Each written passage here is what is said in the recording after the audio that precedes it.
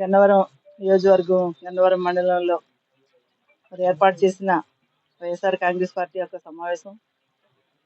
ఈ సమావేశానికి మరి ముఖ్య అతిథులుగా మరి నియోజకవర్గ కోఆర్డినేటర్ గన్నవరపు శ్రీని గారికి, అలాగే జిల్లా పరిషత్ అధ్యక్షులు తిరుపతి వేణుగోపాలరావు గారికి, మండల అధ్యక్షులు నక్క వెంకటేశ్వరరావు గారికి, అలాగే పెద్దలు వే శ్రీని గారికి, సోదరులు కిరణ్ కుమార్ గారికి, అలాగే అంబాజీపేట జడ్పీటీసీ గారు వరలక్ష్మి గారికి, మామిడిగుడ్ర మండల అధ్యక్షులు అన్న రాము గారికి, వేదిక మీద ఉన్న మరి వైఎస్ఆర్ కుటుంబ సభ్యులందరికీ, వేదిక మీద ఉన్న కార్యకర్తలకి, నాయకులకి, అభిమానులకి, అలాగే ప్రెస్ వారికి, ఎలక్ట్రానిక్ అండ్ మీడియా వారికి అందరికీ కూడా నా హృదయపూర్వక నమస్కారాలు తెలియజేసుకుంటూ, మరి ఈ రోజుకి అప్పుడే 8వ నెల జరుగుతుంది కూటమి ప్రభుత్వం ఏర్పడి.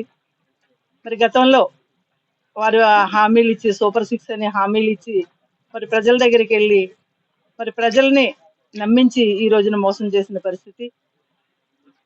మరి అదేవిధంగా మా వైఎస్ఆర్ కాంగ్రెస్ పార్టీ ప్రభుత్వంలో మా అధినాయకులు జగన్మోహన్ రెడ్డి గారి యొక్క ఆయన అనేకమైన అడగకుండగానే, హామీలు ఇవ్వకుండగానే అనేకమైన సంక్షేమ పథకాలు చేయటం జరిగింది.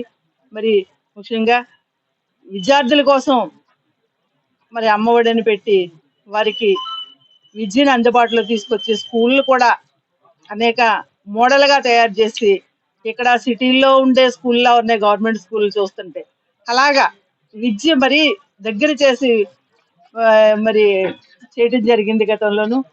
మరి ఈ రోజు పరిస్థితి చూస్తే ఈ రోజు వరకు కూడా ఫీజు రీయింబర్స్మెంట్ ఇచ్చిన పరిస్థితి లేదు, అమ్మఒడి ఇచ్చిన పరిస్థితి లేదు.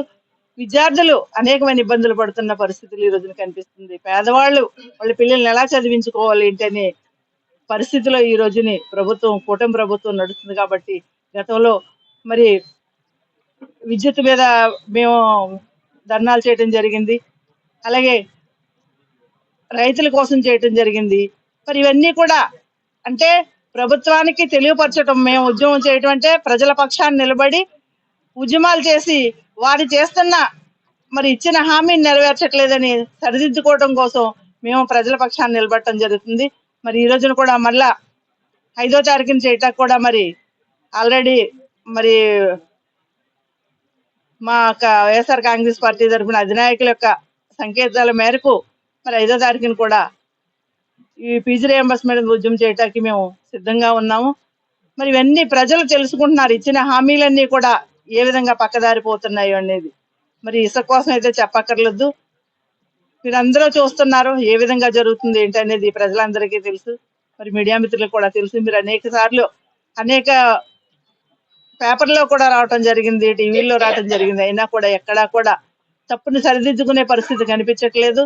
మరి ఇప్పటికైనా ప్రజల పక్షాన్ని నిలబడి మరి వారికి న్యాయం చేయాలని, వారి పక్షాన్ని మేము నిలబడి పోరాటం చేస్తామని మరి తెలియజేసుకుంటూ మీ అందరికీ హృదయపూర్వక నమస్కారాలు తెలియజేస్తూ సెలవు తీసుకుంటాం.